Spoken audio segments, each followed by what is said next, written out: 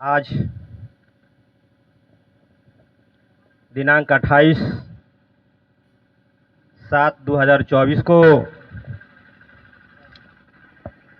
किसान महापंचायत का आयोजन खलवा इनार डुमरांव बक्सर में किया गया है। इस आयोजन में उपस्थित किसान महासंघ के संस्थापक श्री रामाशंकर सरकार जी, इस मंच पर उपस्थित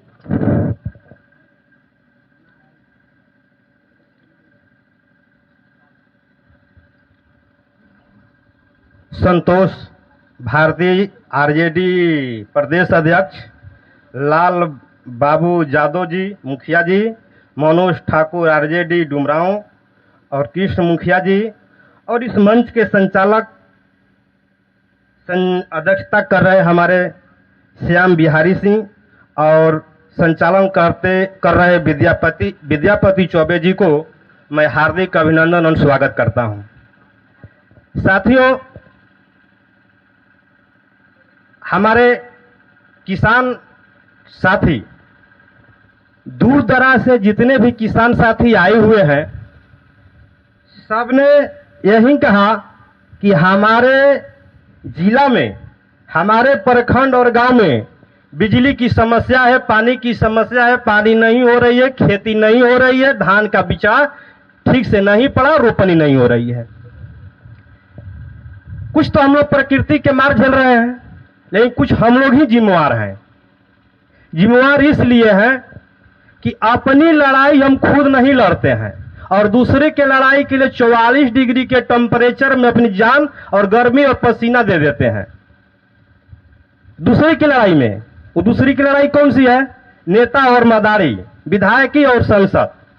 अभी 2024 में जो लोकसभा का चुनाव हुआ, इसमें सभी लोगों ने जिन नेता का प्रचार प्रसार किए होंगे, उस समय 44-45 डिग्री का टेम्परेचर होगा, सभी ने किया होगा, हमने भी किया है। ऐसा बात नहीं कि हम लोगों ने नहीं किया है। हमने 3 लोकसभा संसद को घूमे हैं। सुधाकर जी बक्सर, काराकाट राजाराम जी सिंह, जो कि सामने हमारे अंकल जी बैठे हुए हैं, और अपना लोकसभा सासाराम मनोज कुमार जी में। सुधाकर जी को मैंने अपने पैड पर, सरकार जी का पैड, रामाशंकर सरकार जी का पैड था, हमारा था किसान महासंघ का, उसमें मैंने 10 समस्या लिख करके सुधाकर जी को दिया था।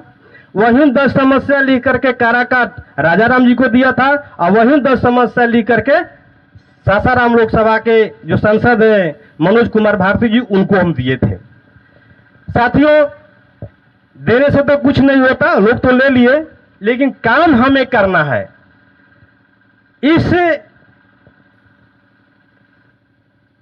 पानी की समस्या को लेकर के जो हमारा कदवन जलाशय है, कदवन जलाशय, इससे पहले इसका नाम कदवन जलाशय था, जो सोन नहर में हम लोगों का पानी बाण सागर से मध्य प्रदेश में जो पड़ता है और रेहंद बांध से आता था।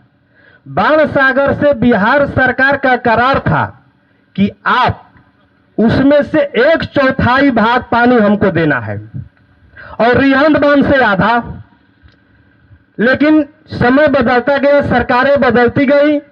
बाण सागर से, सबको जय किसान, बाण सागर में 1990 के दशक तक अपना पानी धीरे धीरे बंद कर दिया। वो पानी, बिहार के हिस्से का पानी मध्य प्रदेश में अपने किसानों को देने लगा।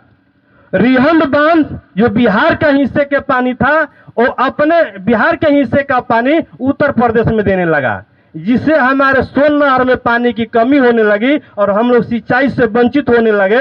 हम लोगों को पीने का पानी, खेती करने का पानी, सब चीज से हम लोग परेशानी झेल रहे हैं। इसी बीच जब हम लोगों का देश गुलाम था, उस वक्त किसानों ने हल्ला मचाया, धरना प्रदर्शन किया कि हमें सिंचाई की व्यवस्था चाहिए। उस वक्त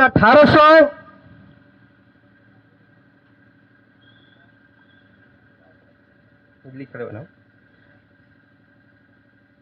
1853 ईस्वी में कर्नल D.H. डेनेक्स ने सोन नदी पर बराज बनाने और सोन नहरों के विभाग की अनुशंसा करते हुए ईस्ट इंडिया कंपनी गवर्नर को 1855 में एक चिट्ठी लिखा और चिट्ठी लिखने के बाद 1855 में ही उन्होंने पास कर दिया।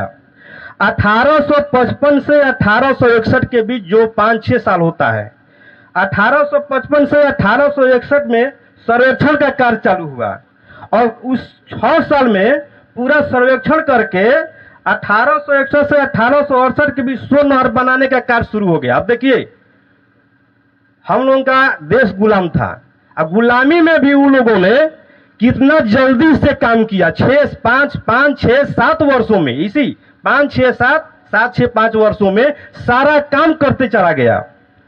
1868 से 1872 तक कई नहरों की खुदाई हो गई जो पटना के पश्चिम जिला है, जैसे रोहतास, कैमूर, जहानाबाद, अरवल, गया, भोजपुर, बक्सर, इस सारी जिलों में नहरों का जाल बिछ गया। 1872 में इस सारी नहरों की खुदाई हो गई और 77 आते आते अंग्रेजों ने इस सारी नहरों में, इन जो डिहरी में बराज बना था, इस बराज बना करके इंद्रपुरी, जो एनी कट होता है उस इंद्रपुरी बराज का, वो बना करके सारी नहरों में पानी छोड़ दिया। अंग्रेजों ने सारे नहरों में पानी छोड़ दिया।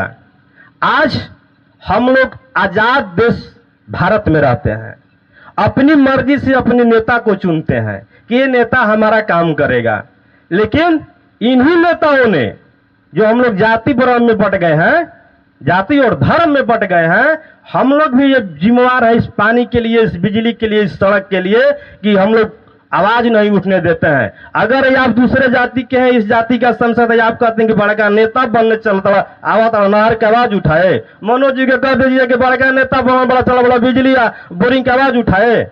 इन्होंने हमको फोन किया एक दिन कि कमलेश भाई, आप किसान को समस्या को उठाते हैं, किसान हैं, हम लोगों का बड़ी समस्या है, हम लोगों का पानी नहीं है, नहर में पानी नहीं आ रहा है, ट्यूबवेल नहीं है, हम लोग सरकार से मांग कर रहे हैं। बक्सर जिला अध्यक्ष, जिला डीएम, जितने भी सरकारी हैं, जो नेता मंत्री हैं, सबसे हम मांग कर रहे हैं, लेकिन कोई सुनने वाला नहीं है। हमने कहा एक पंचायत रखो, वहाँ भी किसानों की गोष्ठी रखो, हम लोग आते हैं, वहाँ बात करेंगे किसान का क्या कहना है। अगर किसान जुटते हैं, किसान अपनी बात रखते हैं, तो एक दरखास्त दी जाएगी, या नहीं तो हम लोग 9 अगस्त 2024 को अपने जिला मुख्यालय में अनिश्चितकालीन धरना रखें इसी कदवन जलाशय के लिए। तो साथियों, हम सभी किसान इस नेताओं से अलग हटकर सोचना होगा कि हमें किस चीज के लिए जरूरत है। एक साथी बोले कि हमें एमएसपी की नहीं मिल सकती, इसलिए कि हम छोटे किसान हैं, हम सरकारी बीज या जो भी हमें उपलब्ध नहीं हो पाता है उसे नहीं, हमें भी 1 काठा वाले किसान और भूमिधर भूमिहीन, जो भूमिहीन किसान है, दूसरे के पट्टे पर खेती करते, उसको भी एमएसपी की गारंटी मिलेगी। कब मिलेगी? जब हम लोग लड़ेंगे और एमएसपी की कानूनी गारंटी हो जाएगी। सभी लोग जानते हैं कि 2 साल पहले दिल्ली के बॉर्डर पर जो सरकार 3 काले कृषि कानून लाई थी, वो किसानों के लिए घोर विरोधी था। बहुत से किसान कहते थे कि नहीं, बहुत अच्छा है, 3 कृषि कानून जो है किसानों के लिए अच्छा है, लेकिन धीरे धीरे उन किसानों के समझ में आ गई कि 3 काले कृषि किसानों को घोर विरोधी है, जो हम लोगों का जमीन छीनकर कॉर्पोरेट को, बड़े बड़े ऊंचे घराने को देने जा रहा था ये सरकार। तो ये 3 कृषि कानून को हरियाणा और पंजाब के किसान, कुछ उत्तर प्रदेश के पश्चिमी छोर किसानों ने जाना, इसको समझा और इसको हटवाने के लिए दिल्ली के बॉर्डर पर धरना दिए। 11 माह के धरना में 750 किसान शहीद हो गए, आप सभी लोग जानते हैं। लेकिन सरकार टस ले मस नहीं हुई, दिल्ली नहीं जाने दिया। सड़कों पर बड़े बड़े गड्ढे, चीन की तरह ऊंची ऊंची दीवारें और किले बिछा दी। इससे नहीं हुआ तो पानी की बौछारें लगा दी। इन लोगों को पता नहीं है कि हम किसान संसद में खेत बना देते जब ये हमें नहीं रोकते। ये हमें कीले और बौछारों से डराते हैं। मोदी, शाह और नीतीश चाहे लालू जो भी हो, इन नेताओं को मालूम होना चाहिए कि सुबह उठते हैं किसान बोरिंग के बौछारों से कूला करता है, वो हमें कील और बौछार से क्या डराएंगे।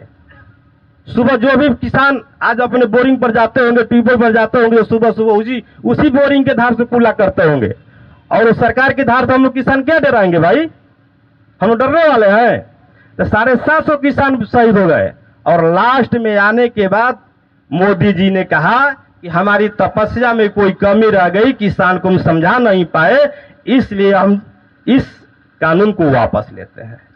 साथियों, हम लोग बिहार अभी कदवन जलाशय नहीं बना है।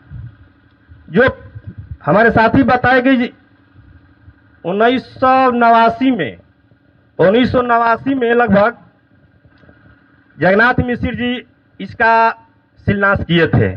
तब से लेकर आज तक इस जलाशय का कार्यक्रम नहीं हुआ। अगर इस कदवन जलाशय का कार्यक्रम हो गया होता तो आज बक्सर जिला, जो कि हमारे मनोज भाई बता रहे थे कि इतना जो नहर पड़ रहा है नीचे से सूखता जा रहा है, वो पानी से सूखता नहीं। हम लोगों की लड़ाई पानी की है, एमएसपी की कानूनी गारंटी की है, किसानों की फसल और नस्ल की है। ये सरकार किसानों की फसल के साथ साथ किसानों को नस्ल बर्बाद कर रही है, हम लोगों को आपस में लड़वा रही है। हम लोग समझ नहीं रहे हैं। इसलिए मैं आप लोगों से कहना चाहता हूं कि हम सरकार और नेताओं को कहने में न आकर कर अपनी सोचें कि हमें क्या करना है। लाख दलदल हो पांव जमाए रखिए, लाख दलदल हो पांव जमाए रखिए, हालात जैसी भी हो हाथ उठाए रखिए। कौन कहता है कि जलनी में पानी नहीं टिक सकता? कौन कहता है कि चलनी में पानी नहीं टिक सकता? बर्फ बनने तक हौसला बनाए रखिए। जब हम लोग हौसला बना लेंगे, इतने लोग हैं, बहुत काफी हैं। अगर हर गांव से एक लोग भी आए होंगे तो 40-50 लोग हैं, 50 गांव हो गया, और 50 गांव के लोग जब समय आएगा तो 50-50 लोग को ले आएंगे तो हम लोगों के मजबूत हाथ हो जाएगा और सरकार को झुका देंगे। उसे कदवन जलाशय बनाना पड़ेगा और बना कर देना पड़ेगा। जैसे दिल्ली में सरकारों ने ठान लिया, किसानों ने ठान लिया तो 3 कृषि कानून वापस ले लिया। एमएसपी की कानूनी गारंटी की अभी जो बॉर्डर पर, हरियाणा बॉर्डर पर चल रहा था प्रदर्शन, उसमें एक 28 साल का जवान शहीद हो गया सरकार की गोली से। आप लोग सुने होंगे, जिसका नाम था शुभकरण सिंह। जब 28 साल का जवान अपने खेती के लिए, अपने देश के लिए, अपने राज्य के लिए, अपने गांव के लिए जान दे देता है, तो हम लोग बिहार के लोग, हम लोग सभी नौजवान अपने राज्य के लिए क्यों नहीं जान दे सकते हैं भाई? अपने खेती के लिए क्यों नहीं जान दे सकते हैं? अपनी पानी के लिए क्यों नहीं जान दे सकते हैं? अपनी बेटी और पढ़ाई के लिए क्यों नहीं जान दे सकते हैं? हम लोग इसी खेती पर आश्रित हैं। इसी खेती से हमारा पढ़ाई चलता है, इसी खेती से हमारी बेटी की शादी होती है, इसी खेती से हमारी रोजी रोटी चलती है, इसी रोटी से हमें बुढ़ौती का सहारा मिलता है। तो हम लोग जगेंगे नहीं, इन नेताओं के कहने पर अगर रह जाएंगे तो हम लोग का काम चलने वाला नहीं है। हम लोगों को जागना होगा, एक एक आदमी को आवाज देना होगा, हाथ उठाना होगा, और तभी जाकर के कदवन जलाशय तैयार होगा। जिस दिन कदवन जलाशय तैयार हो जाएगा उस दिन ट्यूबवेल और बिजली की कोई जरूरत नहीं पड़ेगी। सरकार मजबूरन कहेगी कि आप बिजली लीजिए। अब तो हम लोग मजबूरी में फंसे हुए सर, और यहाँ की सरकार और यहाँ के अधिकारी बिजली काट देती है। जाएगा कहाँ? जाएगा कहाँ? हमारे यहाँ कर गोड़ पर गिरवे करेगा, हमारा सिफारिश करेगा। आज वही हम लोग की स्थिति हो गई है, हम उनके पैरों पर जाकर गिरते हैं। पहले के नेताओं ने कहा था कि अगर किसान बनकर जियोगे तो सरकार आपका तलवा चाटेगी, अगर इन नेताओं को गुलाम बनकर जियोगे तो ठोकरें मारकर निकाल देगी। तो हमें किसान बनकर जीना है, शेर बनकर जीना है, जो नेता और अधिकारी हमें आकर तलवा चाटे, ना कि हम उनका तलवा चाटे, उनका ठोकर खाएं। उनके ठोकर खाने के लिए हम किसान नहीं बने हैं भाई। हम ही किसानों से अधिकारी बना है, हम ही को किसानों से वोट देकर लेकर के वो नेता बना है। सुधाकर जी हो, चाहे मनोज जी हो, चाहे राजा राम जी हो, चाहे जो भी हो, हम ही लोगों को वोट से बना है, हम ही लोगों को वोट दिया है। इस महापंचायत में मनोज जी तो बोले होंगे कि आना होगा। इस क्षेत्र एक डुमराव के जो विधायक जी हैं, अजीत कुमार जी जो हैं, उनको भी निमंत्रण दिए होंगे, उनको आना चाहिए था इसमें कि क्या बात है, चलकर सुनिए जो किसानों का महापंचायत है तो। लेकिन वोट के समय में आएंगे, अभी नहीं आएंगे, ये हकीकत है। और आएंगे तो सभी के दरवाजे पर जाएंगे, गरीब हो या अमीर। अमीर के घर पर तो बाद में जाएंगे, सबसे पहले गरीबों के घर जाएंगे और बोलेंगे कि आप ही मेरे माई बाप हैं, एक एक वोट देकर के हमें जिता दीजिए।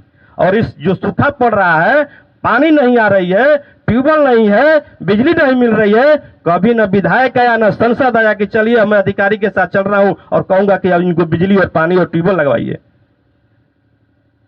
किसी ने कहने के लिए आया? कोई नहीं आएगा।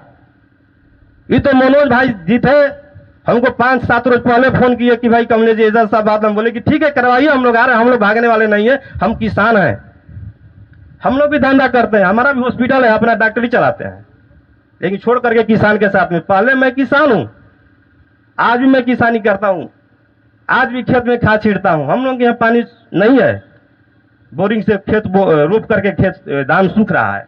तो साथियों, हमें एकजुट रहना है। मैं एक चुटकुला आप लोगों को सुना देता हूं जो किसान को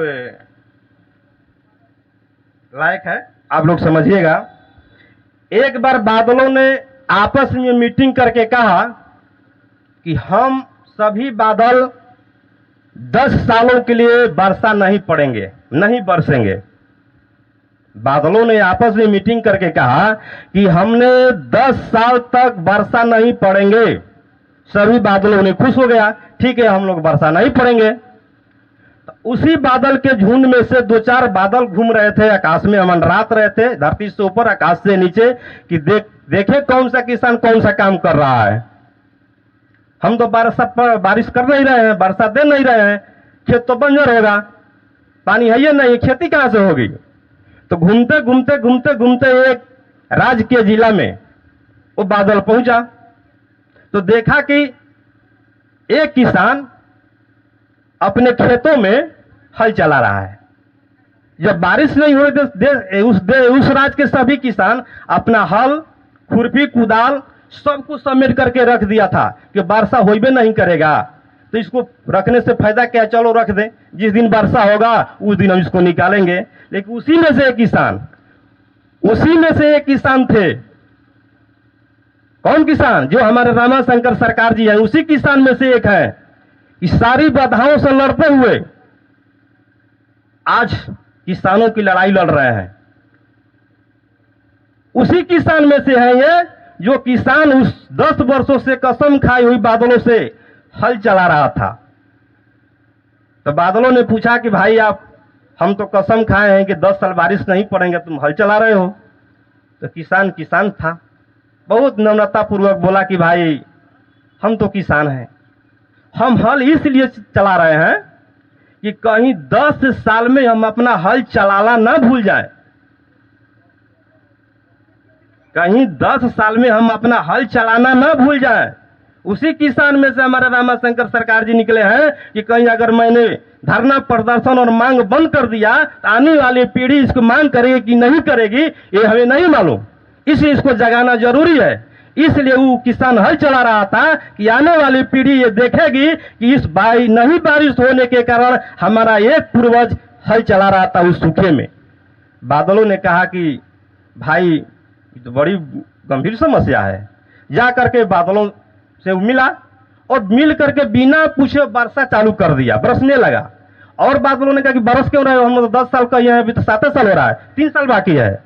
तो कहा कि भाई हम इसलिए बरस रहे हैं कहीं हम आगे चलकर बरसना न भूल जाए, इसलिए आप सभी इसको छोड़ दीजिए कि कौन क्या कर रहा है, उसको कहने दीजिए। आप अपने दिल की आवाज सुनिए और धरना प्रदर्शन और मांग को जगाए रखिए। जो भी मांग है उसको जगाए रखिए, अब चाहे अकेले क्यों ना हो। तीन कठिया खेती का नाम आप लोग सुने होंगे। अंग्रेज के जमाना में जो नील की खेती होती थी उसे तीन कठिया खेती कहते थे। 20 कट्ठा में 3 कट्ठा अनिवार्य हो गया था खेती करना नील का।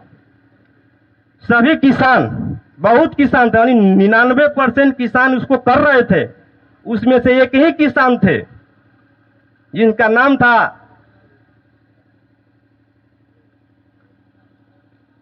राजकुमार शुक्ल ना सर, राजकुमार शुक्ल थे।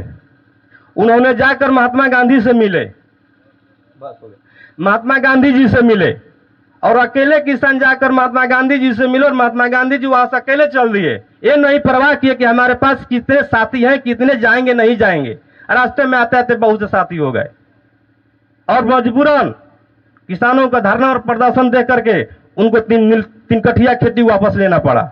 हम लोग भी ये नहीं देखते कि कितने किसान आएंगे नहीं आएंगे, हम लोगों का काम है किसानों को जगाना और कहना। इसीलिए 9 अगस्त 2024 को जिला मुख्यालय सासाराम में कदवन जलाशय को लेकर के अनिश्चितकालीन धरना हम लोग रखे हैं। अगर आप लोग अपनी खेती और नस्ल बचाना है, फसल बचाना है तो आप लोग आइए, आप लोग का स्वागत है।